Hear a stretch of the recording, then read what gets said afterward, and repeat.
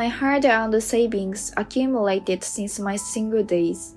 I had kept that money untouched, saving it for my children's future. But I never imagined it would be used for something like that. Just because we are married doesn't mean everything is forgiven. I won't hesitate to resort to any means to protect my children's future.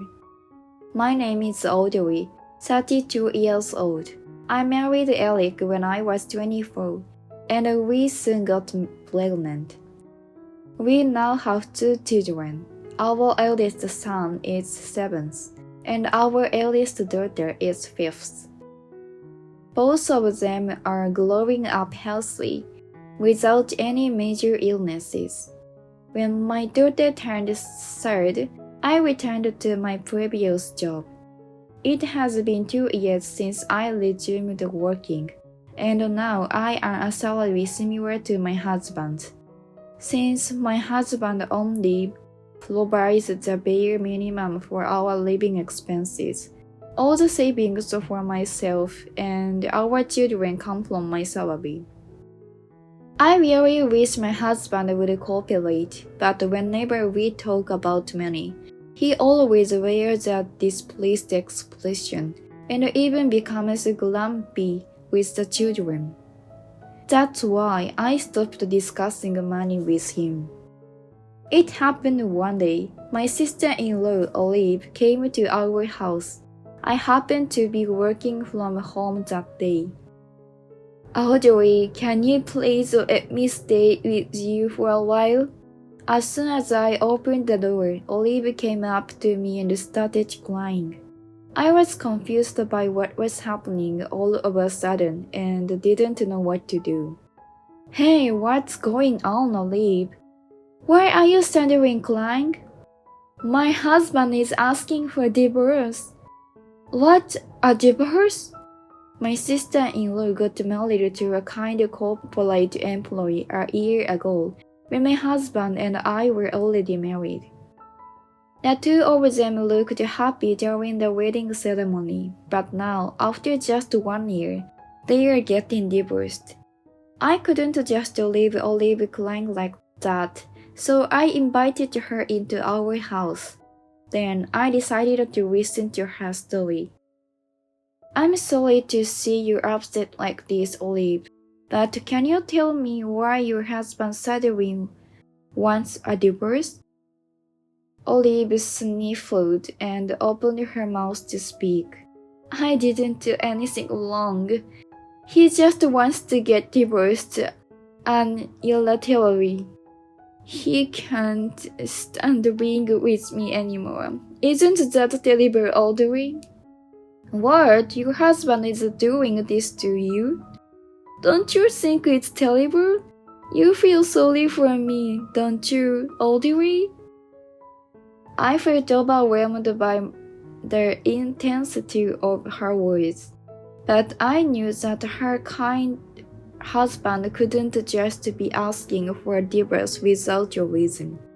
So for the time being, I tried to calm Olive down and waited for my husband to come home from work. When Audrey's husband came home, they put the children to bed and started talking with Audrey's sister-in-law. So, Olive, why is divorce even being discussed? As her husband asked, Olive started crying again. I want to know that too. I've been working so hard for him all this time, but now he says living with me has become unbearable. Isn't that terrible? No, that kind husband couldn't just come up with such an idea for no reason. Listening to her side of the story won't lead us anywhere. Olive has always been selfish and had a spoiled side to her. That's why I thought the cause of this divorce trouble must lie with her. Olive, do you really have no idea why this is happening? Your husband isn't the type of the person to act unreasonably. Casually defending my brother-in-law, Olive glared at me. Audrey, are you taking his side over mine? I've been making efforts as a wife, and yet I'm being forced into this one-sided divorce? No, it's not about taking sides. I just don't think your husband would ask for divorce without a reason. What do you know about him, Audrey? You seem oddly protective of him. After a moment of silence, Olive looked at me with suspicion. Oh, I see, Audrey. Are you having an affair with my husband? Haha, what? What should I do? The conversation took a strange turn. Of course, there's absolutely no inappropriate relationship between me and my brother-in-law. I don't even have his contact information. Olive, that's not true. Don't worry. He reassured her, bringing some relief for now. But it's still bothering me. Despite claiming she made efforts as a wife, Olive doesn't seem willing to elaborate on the circumstances that led to the divorce. I asked my husband to invite my brother-in-law over. I don't want to see him, and went out. As soon as my brother-in-law arrived, he apologized with a sense of regret.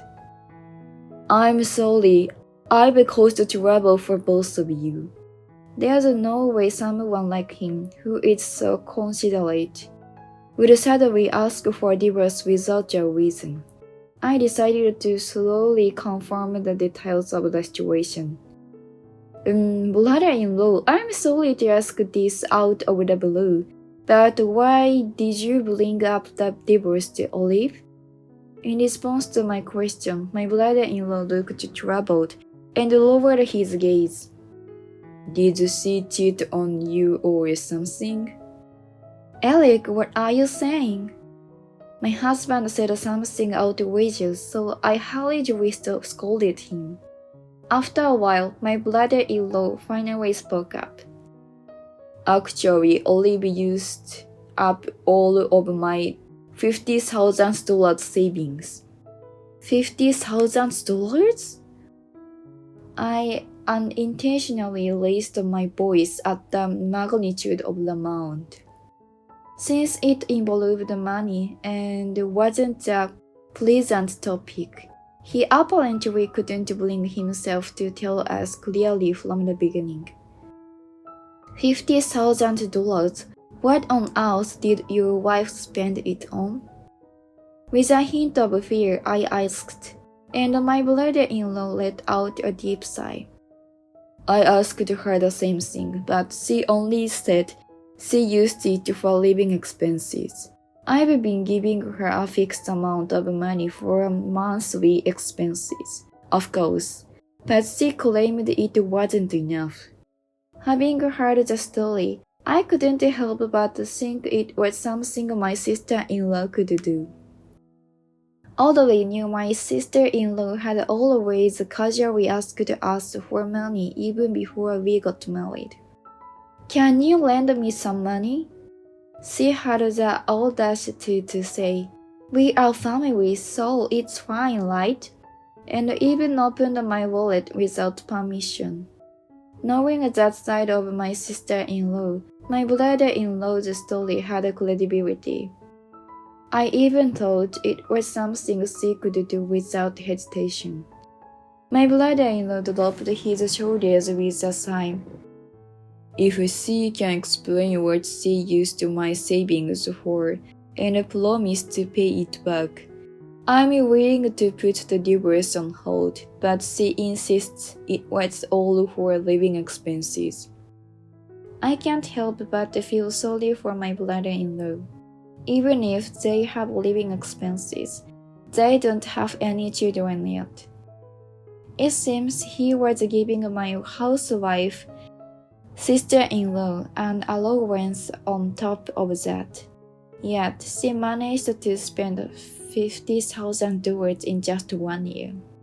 It's definitely strange no matter how you look at it. She lacks any sense of financial responsibility. Just then, my husband, who had been silent until now, spoke up. So if she returns the money, we can avoid a divorce, right? Yeah. Got it. I'll talk to my sister properly. My husband said that to my brother-in-law. However, one question arises here. How does my sister-in-law plan to repay the money if she's a housewife? There's no way my husband would step in and pay it off for her, right? After seeing my brother-in-law off, my sister-in-law returned home after a while. So, how did it go? What did he say? My confident husband answered my sister-in-law's barrage of questions. If you return the $50,000 you spent, my brother-in-law won't divorce you. My sister-in-law firmly responded to my husband's words. I don't have that kind of money. Besides, I only used it for living expenses. I haven't done anything wrong. Although it's uncertain whether my sister-in-law actually used it for living expenses, it's a problem that she thinks she's completely innocent. No wonder my brother-in-law wants a divorce. While I was thinking about that, my husband said something outrageous. Don't worry, sis, Audrey has a lot of savings. Huh? They were relying on my money as if it were a given, and I couldn't help but raise my voice. My sister-in-law's eyes sparkled as she looked at me upon hearing my husband's words. Really? Audrey, is that true? You should have told us sooner. No, this is ridiculous. What are they talking about? Especially that damn husband of mine. He shouldn't try to use someone else's savings without permission. After venting my frustrations in my mind, I calmed myself and politely declined. I can't lend you my savings. If you really need it, you should borrow from Eric. For some reason, my husband got angry upon hearing that. Hey, Audrey, can you see how much my sister is struggling? Don't you want to help her? That's right, Audrey. If you have your savings, I won't have to divorce my husband, right? Jumping on the bandwagon with my husband, my sister-in-law started saying incomprehensible things. They really are siblings, aren't they? I genuinely sympathized with my brother-in-law from the bottom of my heart. In fact, it would be better to get divorced sooner, for my brother-in-law's sake as well. Perhaps my attitude didn't sit well with them because my husband exploded again. Get it together already. My sister, our family is in trouble, and you can't even lend a measly $50,000? Measly $50,000? Something snapped inside me at my husband's words. My whole body heated up, and I could feel the blood rushing to my head. Measly $50,000? Are you kidding me? This money, I've been saving it little by little since I was single. Why should I have to use it for the sake of my spendthrift sister-in-law? I've been saving for our children's future. Haven't I been saying that all along? I barely managed to control my trembling body. Overwhelmed, my sister-in-law stood there with her mouth agape. My husband seemed surprised too, but he immediately countered. Well, you can save it again. My sister needs the money now. I don't care about that. I didn't back down and retorted with determination. Well, then, why don't you lend her the money?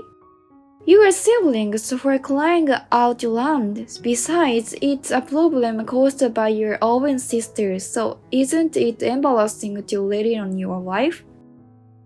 My husband's face turned bright and red, but he couldn't say anything in response to my statement and bit his lower lip. Enough already. I'm divorcing a heartless woman like you. Divorce? You mean us? That's right, a heartless woman like you, who won't even have her own family. I'm better off without you. Setting aside the divorce, I was worried about the children. Even if I were to get the custody, it would mean taking their father away from them. Perhaps anticipating that, my husband looked down on me with a smirk, as if it wouldn't be easy for me to go through with a divorce. You can't, can you? Of course you can't. You are not prepared to become a single mother out of the blue, are you? It would be better to lend your sister $50,000 than become a single mother, wouldn't it? Right after that, nothing else mattered. Enough is enough. I can't deal with these foolish siblings any longer.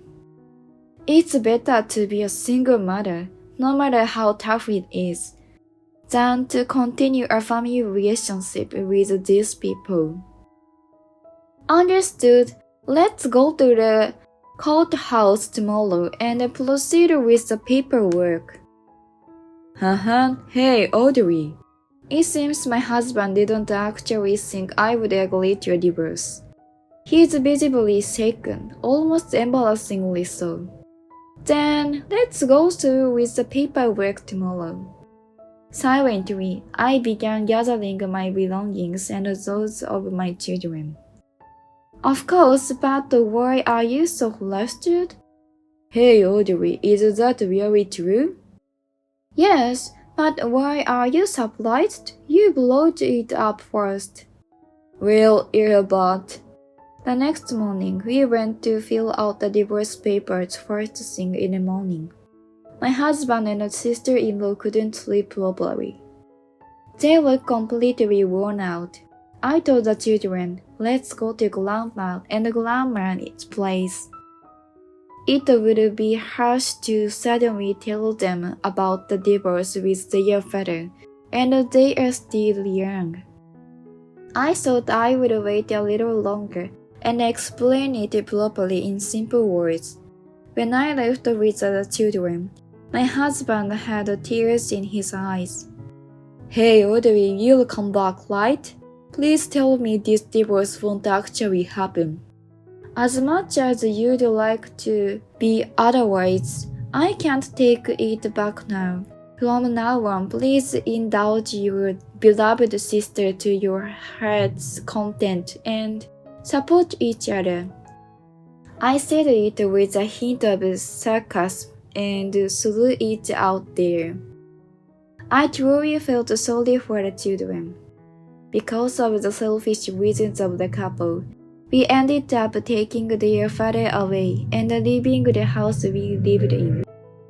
However, if I had followed Eric and Olive's whims, my savings would have been depleted, and even the future of these children would have been at risk. I refused to let my life be tossed around by unreasonable siblings like Eric and Olive. I decided to go back to my parents' house and explain the situation to them, asking if we could stay there for a while. When I explained it to the children in simple words, as long as Mom is with you, it's okay. You've always been there with us, Mom. They accepted the idea of living with me. My ex-husband has persistently tried to contact me, but I've blocked all his calls now. The divorce has already been finalized, and from now on, I plan to rely on my lawyer to receive children support. On the other hand, it seems my sister-in-law and her husband also divorced shortly after that incident. She claimed to have used her savings for living expenses, but it was revealed that she had been splurging on luxury brand items. My brother-in-law searched her room without her knowledge and was shocked to find a large collection of branded items. As a result, my sister-in-law was forced to divorce and was mercilessly asked by my brother-in-law to repay the misses $50,000. She managed to return around $20,000 using what little savings she had. But she'd have to work and repay the remaining $30,000 in the future. It seems she tried to rely on our parents-in-law, using her usual fake crying. But since I had already explained the situation from my side, they promptly rejected her prayer. Not only my sister-in-law, but even my ex-husband was severely scolded, and both of them were disowned. Truly, both siblings are beyond redemption. I just hope they can at least make an effort and take care of themselves without causing trouble to others. I've been using that savings little by little for the sake of our children. I'm really glad it didn't end up being used by my husband and sister-in-law. I want to cherish this money and use it wisely to ensure our children grow up well from now on.